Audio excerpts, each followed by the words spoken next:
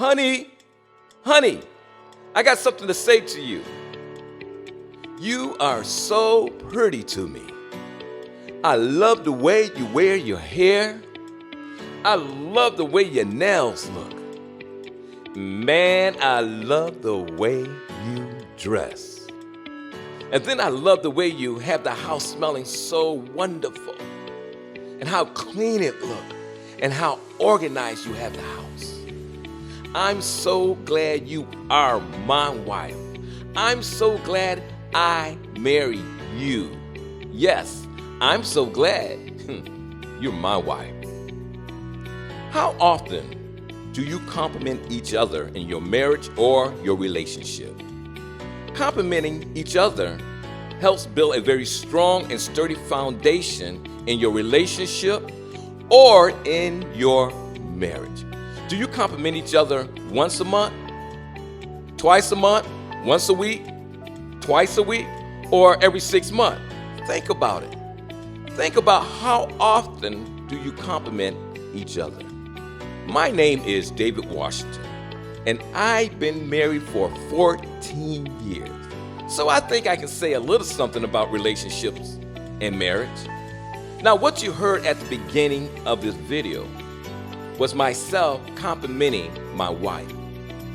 This is something we just don't make up, but this is something we do twice a week or sometimes 3 times a week. Because we do understand in order to have a strong marriage, you must allow positive to be built. As I begin to look at the Full Sail University podcast and all the subjects they had on there was one subject that stuck out to me like it was calling my name, say, talk about me, talk about me. So I said, okay, I will talk about you. And what I would like to talk about is good relationships. So as I begin to listen to this podcast, I begin to hear a lot of things in this podcast containing to relationship that can help you if you want a strong foundation in your relationship or your marriage. Now, there was a man they was talking about. His name was John Gottman, who developed the 5-to-1 ratio when it came down to the positive and to the negative. Let me explain it to you. What John Gottman was saying when it came down to the 5-to-1 ratio in the positive and the negative, he was saying to bring in, for example, 5 positive and maybe 1 negative. Now, we all know that within a relationship, there's going to be some form of negative. But do that mean that you capitalize, you focus on the negative? No. That means that you take that negative and you make it into a positive. So now you have a 6-to-0 ratio.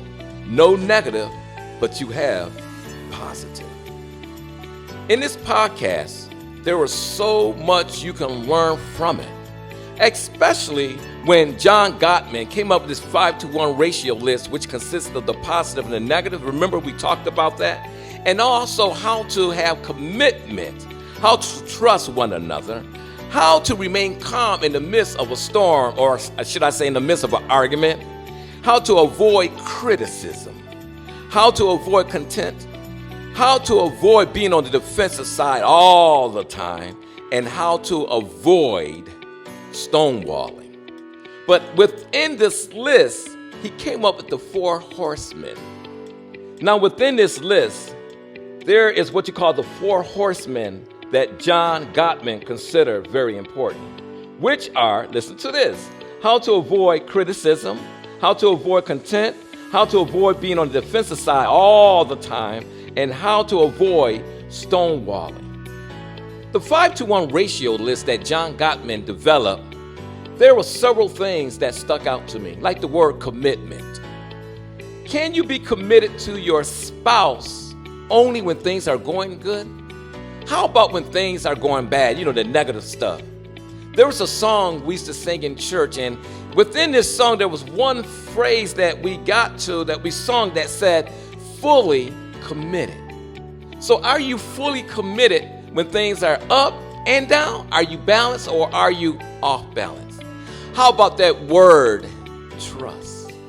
Can you trust your spouse with your most intimate secret?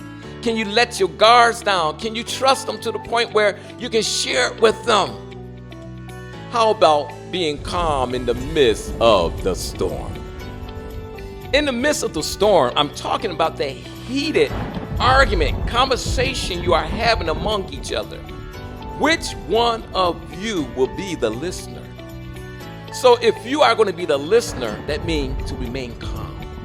Don't allow anything that your spouse is saying take you out of your calmness zone. I like the way that sounds. Calmness zone. Stay in that zone. Remain calm. And you will see that it will develop into a positive situation. I know. I've been there. Let's avoid criticizing one another. Let's compliment one another. Meaning, tell them how good they look, how well they do different things. And if you can do that, not only will your marriage grow or your relationship, it would also glow.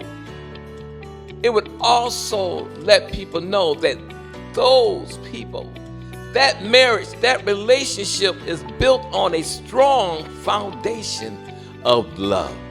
Well, this is David Washington saying thank you so much for listening to my video. And I would like to recommend you all to go and listen to that podcast on Good Relationship. Thank you.